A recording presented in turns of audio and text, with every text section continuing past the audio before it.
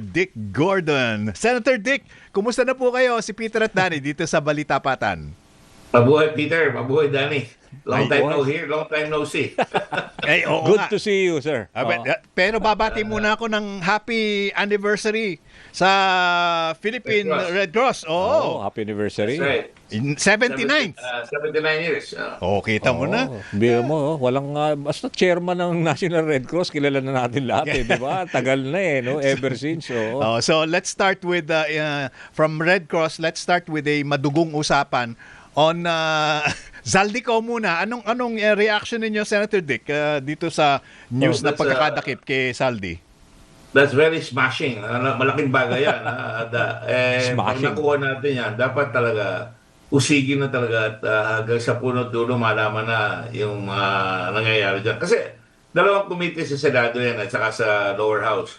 Yung Committee on Appropriations sa lower house at saka yung sa Finance sa Senado. Hindi mangyayari yan na hindi nalalaman ng mga chairman ng mga committee kung paano malikot ang galaw ng pera. That's a fact. Yes.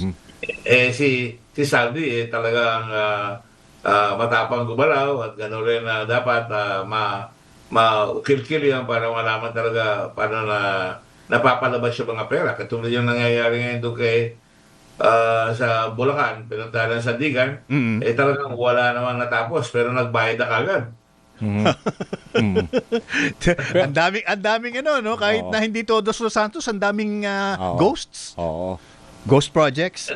Oo. Ang problema natin kasi tayo nanonood lang yung mga tao para lang parang komedya o drama o serya na pinapanood ng mga tao. Dapat konting galit naman, katulad itong family. Yeah. Galit na tao yan. Oo. Ang tagal-tagal na yan, 2020 pa yan. Alright? 2026 na. At makikita mo, pag pinag-aralan mo, alam mo naman talaga, hindi ka na kailangan manghula Oo. Dahil ano ba sa investigasyon namin, hindi mangyayari yan kung hindi kay President Duterte. Dahil siya ang naglipat ng pera, siya nagutos silipat yung pera, siya ang naglagay ng mga tao doon sa isang procurement ng DBM na di alam ng tao. Mga tao niya, yung mga tiga Davao lahat, kasama sila Bongo, sila Lao, at lahat yan. Ano nangyari? Nabigay sa isang family na ang pera, 625,000, pero so far, ang naungkat na namin umaabot ng halos ng 12 bilyon. Alright? Wow. Na nakuha, ang nahigop, no? 47 billion yan Hindi na nasarahan yan. Kaya galit na galit ang tao dahil habang nagkakasakit ka, sipin mo na nakahila tayong tao, may sakit, dinudukutan ng tao.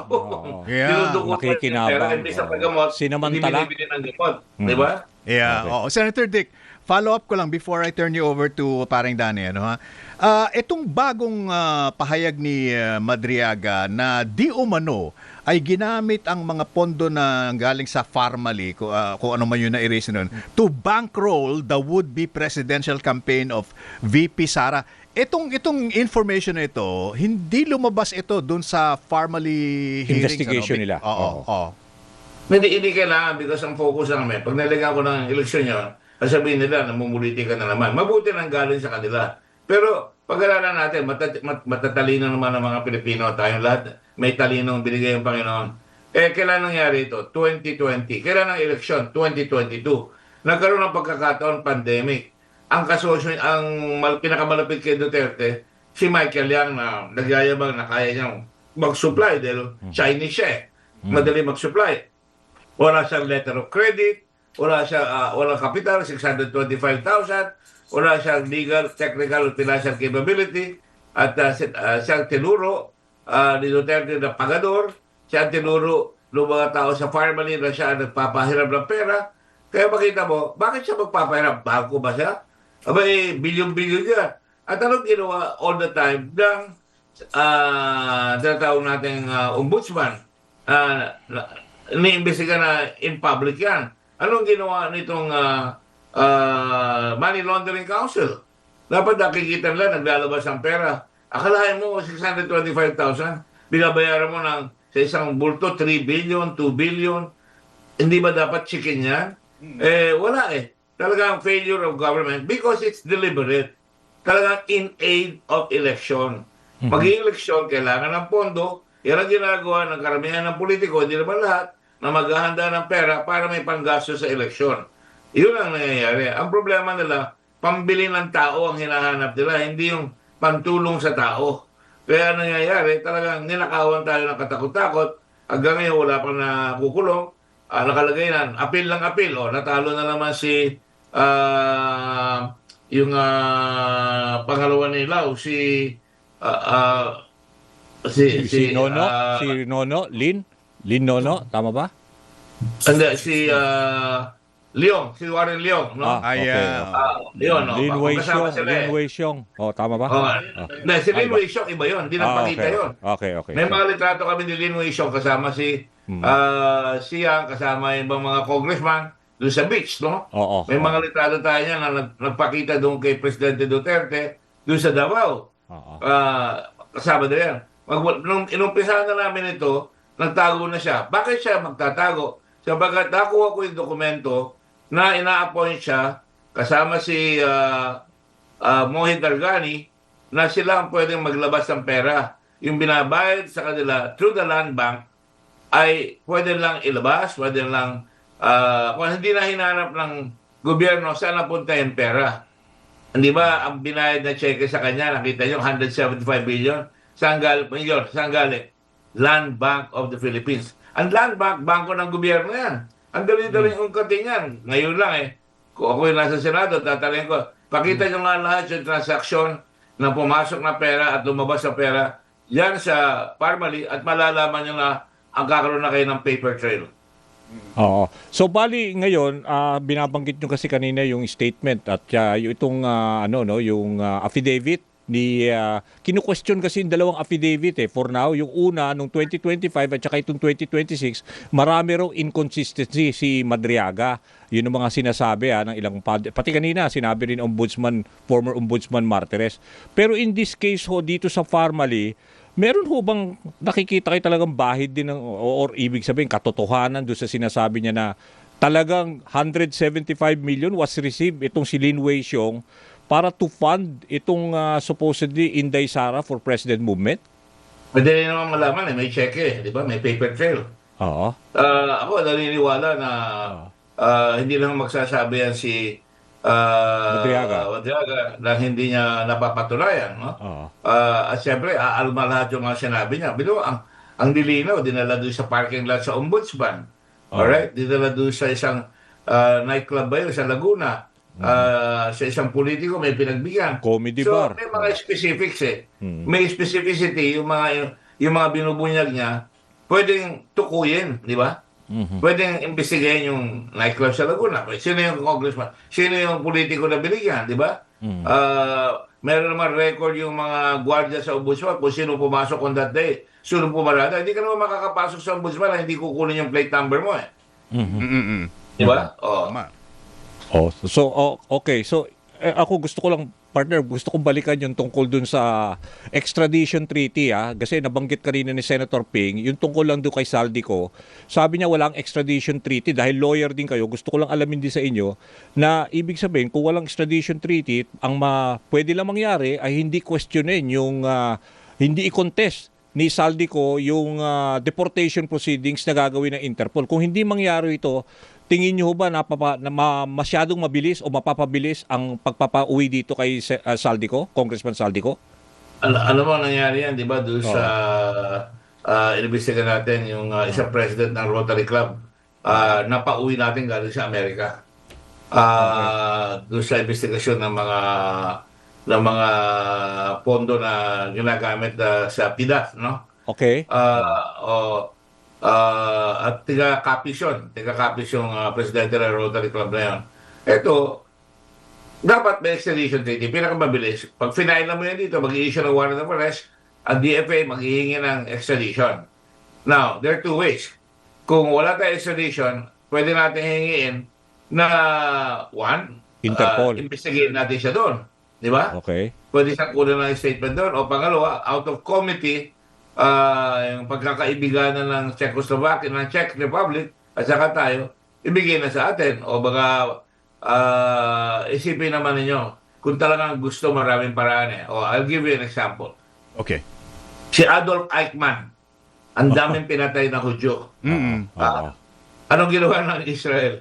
Yung kanilang Mossad, Sa Argentina ba yun? binagman ang lahat yan. Oo. Oo. Alang ginawa, kinidnap nila, nilagay nila sa aeroplano ng El Al, Sa at nilabas sila sa Argentina, at Argentina. dinala, Yeah, at yeah. siya ay nalitis at nabitay siya sa Israel. Oo. Kung Oo, gusto, napanood ko yung maraming pelikula. paraan. Ito, ang laki-laki ng kasalanan nito. Ito na, tatanungin ko naman tayong magkakaibigan, no? Kaya sa media, ako rin, nag-media rin ng araw sa ibang channel. Kasi sabihin ko, ba't kailangan hintayin pa natin yung mga bagay na ganyan? Naghihintay ang tao. Ang lahat ng politiko sumusumpa na pagsisilbihan na lang matuwid ang ating mamamayan. Bakit pa kailangan hintayin? Ba't kailangan udyukapan? What is it that our people wish? Mahuli yung gumawa sa family. Tinatawanan tayo eh. Sinabihan ko si Ombudsman noon, oy, si Lin Wei-shung nasa Dubai na. Bakit hindi nyo makuha? Meron tayong extradition treaty kay Lin Wei-shung, no? Sa Dubai. Dubai. Ba't hinihingi, no? Aha. At tapos umalis ito si Michael Yang. Michael Yang. Hindi ba dapat nakabantay yung immigration? Kahit na wala kang order sandali lang, hindi mo na kita papalabasin, tatawagan ko na yung ombudsman, tatawagan ko muna yung Senado, baka may sabit ka, mahuhuli yan. Pero walang malasakit, walang kusa. Walang kusang loob. Kaya ang tao, biktima palagi. Ano ang gagawin natin? Wala tayong magawa. Yung gobyerno natin, hindi pinapatulan Kaya ang dami-daming may kaso sa ating bayan. Kaibigan ko rin naman si Bato, pero sorry na lang. Bakit hindi mahuli si Bato? Bakit hindi mahuli si Bactan? Alright? Bactan, di ba? Atong ang. Yeah, May mga kaso yan. Bakit nakakalabas? Kung nakalabas? Yan. Hindi ko maintindihan yan biktima yung tatay ko, pinatay. Ako, hinahabol ko yan. Hanggang ngayon, bata pa ako, lahat ng Department of Justice, hinahabol ko yan. Pero hanggang pinatawad pa yung mastermind na isang mastermind doon, ilangalan ko si President Marcos, sabi niya, rescind the commutation for having been issued, with enforced pretenses. Sabi ko, huli na yun. Dapat hindi nakalusot yun. Lahat ilulusot kung gusto talaga. Maraming paraan sila. Yeah, Senator Dick, isingit ko lang ito kasi very very important nabanggit po ninyo kasi yung bakit hindi makahuli si ganito, ganyan.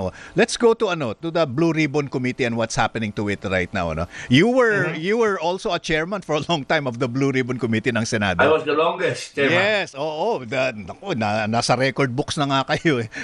Hindi record. Basahin nyo lang lahat yung mga investigasyon pero walang gumagalaw doon sa mga gobyerno natin sa executive. Opo. Can you explain to us, kami ni Danny at ng mga 1 milyong nakikinig ngayon, no? Ano ba nangyayari? Bakit pa parang na-checkmate na yung Blue Ribbon Committee issue on the flood control projects scandal na parang hindi na gumagalaw kasi walang gustong pumirma. Ngayon na lang medyo gumagalaw-galaw ng konti yung number of additional signatories. Ano ba ang dynamic sa Senate? Bakit ganon? Hindi, kasi yung iba, katulad doon dyan, ihambing ko na doon sa family. Lahat, unang-una, konti lang nag-a-attend. Bakit? Kasi bago gumalaw ang judge, bago gumalaw ang senador o congressman, tinitignan nila yung likod nila, baka nakatingin si presidente. Ano ba ang gusto ni Presidente Duterte dito mangyari? Lahat ng hindi pumirma noon, mga kaibigan ko, sabi, Presidente Nadik tatakbo tayo baka ihulog kami sa Mindanao. Di ba, yan nga nangyari sa akin, hinulog ako sa lahat ng Pilipinas. Di ba? Utos ng presidente. Kaya palagi natatakot yung mga senador. Kaya dapat, ilabas ka natin kung sino yung ayaw pumirma. At magpaliwanag kung bakit ayaw pumirma. At bigyan nila ng rason, ba't ayaw nila pumirma. At least, si Senator Recto, sabi niya, pipirma ako, pero nakalagay, may comments ako na huwag mo isama si Duterte. Isang kaibigan ko, ilang rason, hindi ko pwedeng pirma niya, matatalo ako pag pumirma ako dyan. Walang kinalaman yung panalo o talo. Hustisya, katarungan ang Prinsipyo, hinahabol. di ba? Prinsipyo. Oo. Palagi pa tayo sumusumpa kung ang interest lang natin ang aatupagin natin at hindi interest ng tao. Pagtaki mo ang dami na matay. Papabayaan natin, nakahawan tayo. Nakahawan tayo harapan-harapan at dinidepensa ng Pangulong Duterte yung mga tao niya. Hindi ko maintindihan yun.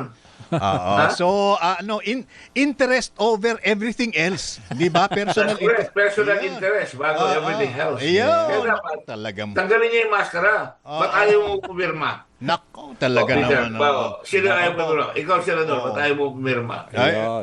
Basta, kaibigan ko yung malalagay sa balag ng alanganin eh. At least, abangan natin, sir. Confident naman yata Senator Ping. Mukhang Talaga makukuha yung namang- siyam eh. Ma-release man lang yung BRC.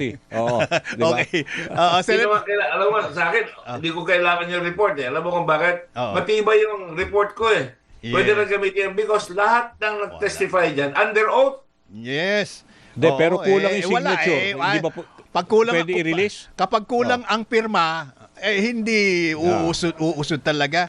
Okay. Senator Dick, maraming salamat. Kulang na naman tayo sa oras, partner. We will definitely get in touch with you again. Sabi sa inyo, kulang tayo rito. Sa susunod Sabi nga, nga ba? pwede po bang Pwede ba studio imbitahin na? kayo Studio? dito? Oo. Studio na? Di, Oo, pag, anytime. Basta Oo. family, Okay. kailangan ilaban natin yan. sagot Sige. namin ng kape.